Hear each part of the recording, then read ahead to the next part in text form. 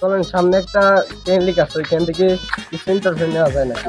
আচ্ছা তাহলে আপনি আবির সাহেব ক্যামেরা ধরুন, আসুন।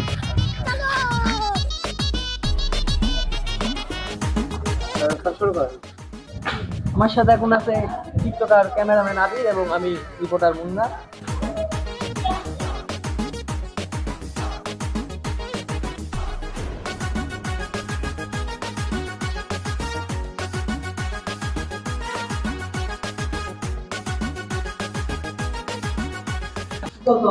আসসালামু আলাইকুম স্যার, আপনার ডাক্তারে কেমন চলছে? এই তো আলহামদুলিল্লাহ ভালো চলছে। আমরা এসেছি ভরপুর বিনোদন থেকে আপনার তথ্য জানার জন্য। অবশ্যই জানার চেষ্টা করবো। ডাক্তার সাহেব, এই পর্যন্ত আপনি কয়টা রোগী দেখেছেন এবং কয়টা সুস্থ হয়েছে? তখন রুগী তো দেখেছি হাজারের রুগী, সুস্থ একটা হতে পারেনি, অসুস্থ হয়েছে 2000। আমার নাম শুনিনি। अच्छा এটা কোনো কথা বললেন ডাক্তার সাহেব? কেন?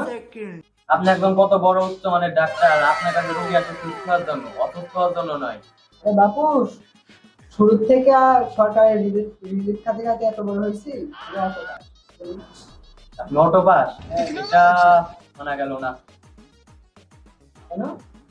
কারণ আপনাকে দেখে তো অনেক স্মার্ট মনে হচ্ছে। স্মার্টনেস নিয়ে চলি বাপু। কি আর বলবো?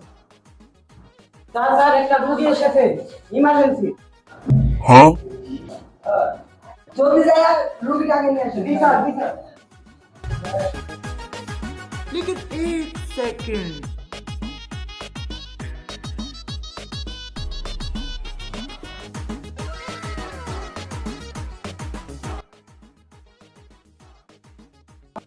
বাপরে, রোগী তো খুব সিরিয়াস।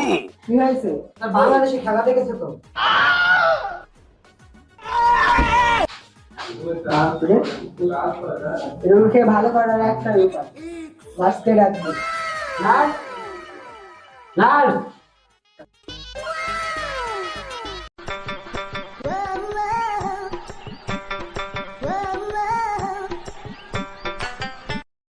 কি হয়েছে? ওনার জার্সিটা খুলে দিন। हाँ তাহলে এমনি সুস্থ।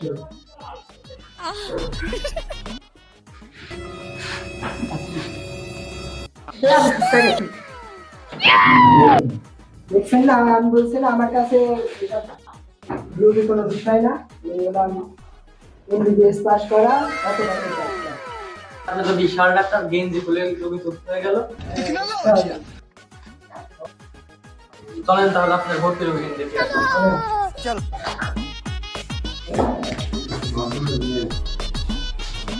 এই যে দেখুন, এগুলো আমার রুগী, আপনার আমাকে আবার বড় হাসপাতালে রাখছে। আচ্ছা ঠিক আছে।